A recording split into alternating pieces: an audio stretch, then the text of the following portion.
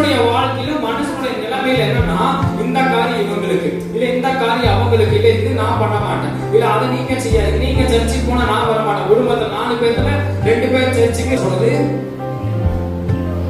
ஆமான்னு சொல்லுங்க. ஆண்டவர் சும்மா அந்த வேர்டை நல்லா படிச்சு பாருங்க. நீங்க என்ன பின்பற்ற பொழுது ஒளியாக இருக்க மாட்டீங்க. ஒளினா அது எப்படி சொன்னா ஒரு ஃபுல் ஃபார்மே இல்ல. ஆண்டவர் சொல்றாங்க, உனக்கு ஜீவ ஒளியாக நான் இருக்கிறேன். ஆமென். சத்தமா அடையலையே சொல்லுங்க. அப்ப ஆண்டவர் சொல்றாரு, நீ என்ன பின்பற்ற உனக்கு ஜீவனை தந்து அதற்குள்ளாக ஒரு சரீரத்தில் ஒளியாக இருப்பேன். ஆமென் சொல்லுங்க. சத்தமா அடையலையே சொல்லுங்க. ஆண்டவருடைய வார்த்தை என்ன சொல்லுதுன்னா, ஜீவனை மாத்திர தருகிறது என்னுடைய நோக்கம் இல்ல சகோதரா சகோதரி. உனக்குள்ளாக பிரகாசிக்கிற, உனக்குள்ளாக பிரதிபலிக்கிற ஒளியாக இம்மையிலும் மறுமையிலும் அழியாத பொக்கிஷத்தை நான் தர வல்லவராக இருக்கிறேன் என்ற சத்தத்தை காலையில சொல்ல முடியும். புரிஞ்சதா? ஆமென்.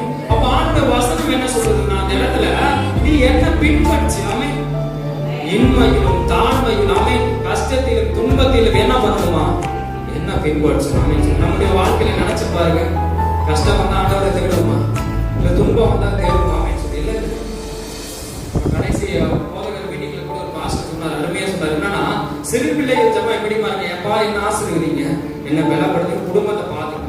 ஆனா பெரியவர்கள் ஜெபம் எப்படின்னா, நீ இதை கொடுத்தாதான் என்ன பண்ணுவீங்க, நீங்க இதை செஞ்சாதான் என்ன பண்ணுவீங்க, நீங்க அதை பண்ணினாலே என்ன பண்ணுவீங்க, ஜெபிப்பீங்க. இல்லைன்னா நீங்க யாரே இல்ல. ஆமாவா? இந்த மாதிரியே சொல்லுங்களேன். ஒரு மாதிரி பாக்கிங்களே டெய்லி அவங்க கேம்பீங்க போலாமே சொல்லுங்க. ஆமென். நீங்க இந்த கட்டுமான பணியை முடிச்சாதான் யாரு, நீங்க இந்த வேலையை